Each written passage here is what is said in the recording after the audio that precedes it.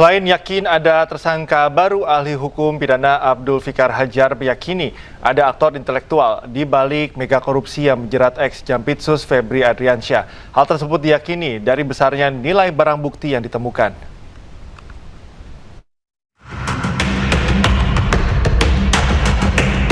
Kasus korupsi yang menjerat ex-Jampitsus Febri Adriansyah membuat publik terhenyak. Bagaimana tidak, sosok yang seharusnya memberantas korupsi justru menjadi aktor pelaku korupsi. Tidak main-main, Febri terlibat dalam 3 kasus korupsi besar yang sudah diselidiki sejak 2018. Pertanyaannya, apakah Febri berperan sebagai aktor tunggal atau ada jaringan hitam dalam lingkaran mega korupsi ini? Ahli hukum pidana Abdul Fikar Hajar menyebut sangat mustahil ex-Jampitsus itu bermain kotor sendirian. Kemungkinan besar ada aktor intelektual yang bertugas mengendalikan tangan Febri.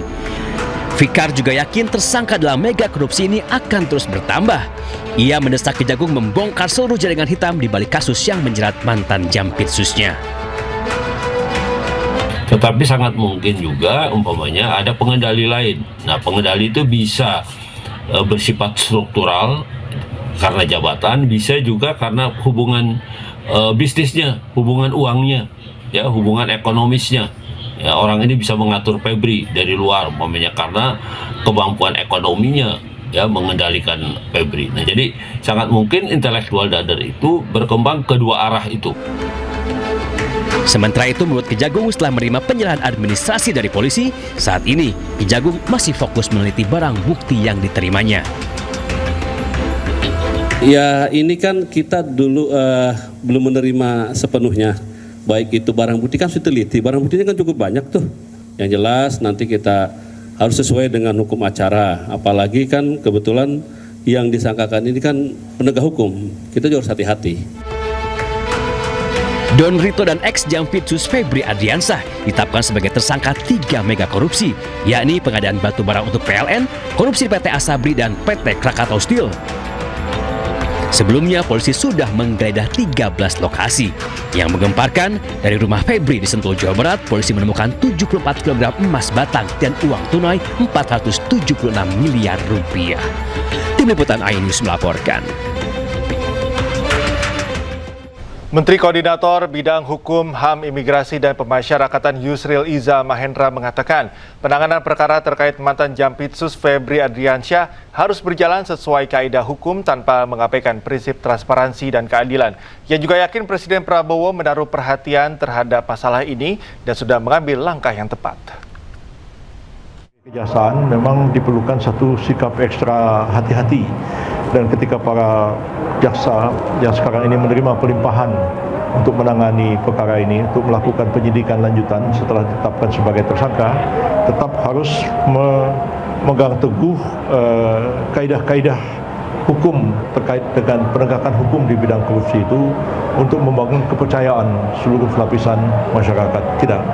Saya berkeyakinan bahwa Presiden sangat concern dengan persoalan ini dan beliau sudah mengambil satu langkah yang tepat menurut saya, memanggil pimpinan Polri, pimpinan Kejaksaan, dan melimpahkan ke Kejaksaan walaupun mungkin ada perbedaan-perbedaan pendapat di kalangan aktivis hukum, para lawyers, para LSM, pegiat anti korupsi, akademisi mengenai pelimpahan ini. Tapi kita terima saja. Memang itu ada kemungkinan untuk dilimpahkan satu penyidikan kepada pihak yang juga berwenang. Bantah rivalitas, Kapolri Jenderal Listio Sigit Prabowo temui Panglima TNI dan Jaksa Agung. Safari Kapolri ke Panglima TNI dan Jaksa Agung nantinya akan diteruskan hingga tingkat daerah.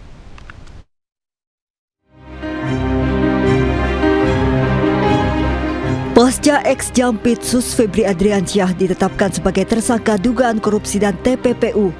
Dalam sehari, Kapolri Jenderal Listio Sigit Prabowo mengunjungi 2 institusi, Mabes TNI dan Kejaksaan Agung. Berbagai spekulasi sempat muncul terkait hubungan ketiga instansi ini yang diduga sempat memanas saat Kortas Tipikor Polri menyidik dan menetapkan ex-Jampitsus Febri Adriansyah sebagai tersangka dugaan korupsi dan tindak pidana pencucian uang. Senin pagi, Kapolri bersama jajaran Korps Bayangkara menyambangi Mabes TNI untuk bertemu dengan Panglima TNI Jenderal TNI Agus Subianto beserta jajarannya.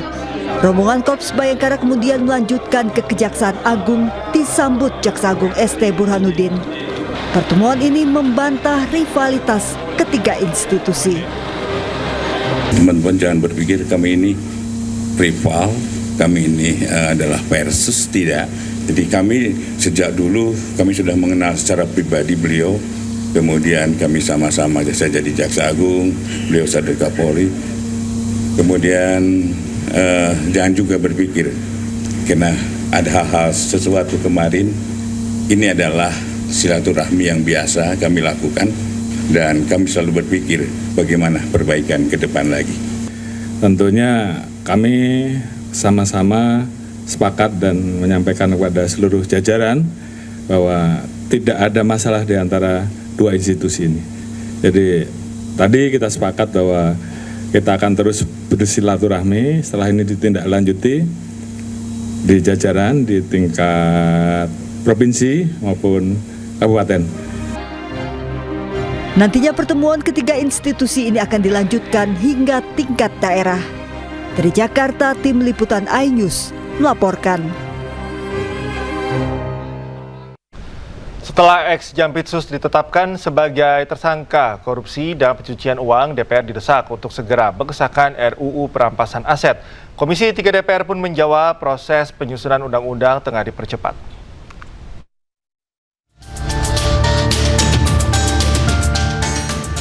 Setelah ditetapkan sebagai tersangka korupsi dan pencucian uang, publik mendesak aparat penegak hukum menelusuri aset yang dimiliki ex-Jampitsus Febri Adriansyah.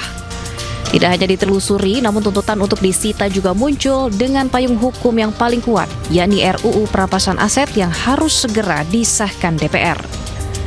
Sayangnya sejak wacana usulan Undang-Undang Perampasan Aset digulirkan 2008 lalu, hingga kini DPR belum juga mengesahkan undang-undang yang bisa memiskinkan koruptor. Belakangan justru muncul isu jika DPR menolak pembahasan RUU Perampasan Aset. Ketua Komisi 3 DPR RI Habibur Rahman pun membantah. Menurutnya isu tersebut adalah hoaks dan DPR justru tengah mempercepat proses penyusunan undang-undang. Ada beberapa hal yang perlu kami sampaikan. Pertama, ada hoaks yang beredar ya bahwa DPR menolak pembahasan RUU Perampasan Aset ini. Padahal faktanya teman-teman tahu semua ya, kita sudah berminggu-minggu melakukan RDPU soal Undang-Undang Perampasan Aset ya. Ini jauh lebih banyak daripada pembahasan di undang-undang yang lain ya, dalam kurun waktu hanya 2-3 minggu kemarin. Nah, kemudian dikatakan juga bahwa ya pengalihan undang-undang ini dari inisiatif pemerintah ke DPR adalah untuk memperlambat. Padahal faktanya kebalikannya.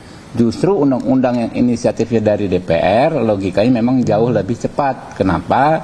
Karena DIM-nya itu hanya akan ada satu dari pemerintah.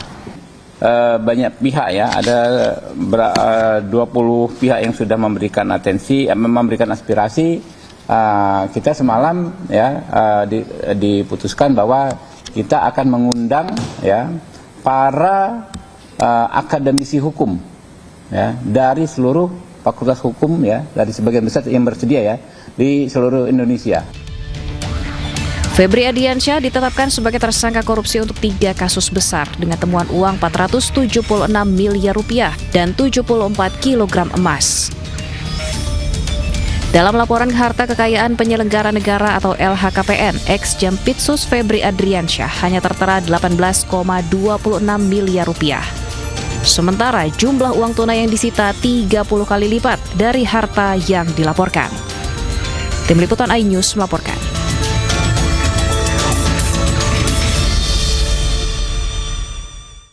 DPR RI membantah isu yang menyebut bahwa lembaganya menolak pembahasan rancangan undang-undang RUU Perampasan Aset. DPR justru menargetkan RUU Perampasan Aset akan rampung dan disahkan pada tahun ini. Bahwa isu yang beredar di masyarakat itu tidak benar, bahwa DPR menolak terkait dengan pembahasan RUU Perampasan Aset. Sampai hari ini DPR terus melakukan pembahasan terkait dengan RUU perampasan aset, khususnya di Komisi 3, dengan melakukan berbagai RDPU maupun public hearing yang dilakukan oleh Komisi 3 DPR RI terkait dengan masukan-masukan dari berbagai pihak, terutama stakeholder yang terkait dengan RUU tersebut. Seperti kemarin Komisi 3 melakukan RDPU itu dengan Pradi dan yang lain-lain. Jadi sekali lagi RUU perampasan aset ini dalam proses pembahasan di DPR melalui Komisi 3 DPR RI. Dan itu juga masuk dalam daftar prolegnas prioritas 2026 ini. Sidang pra-peradilan Roy Suryo hadirkan 3 orang saksi fakta dan seorang saksi ahli. Nantikan informasinya usai jeda.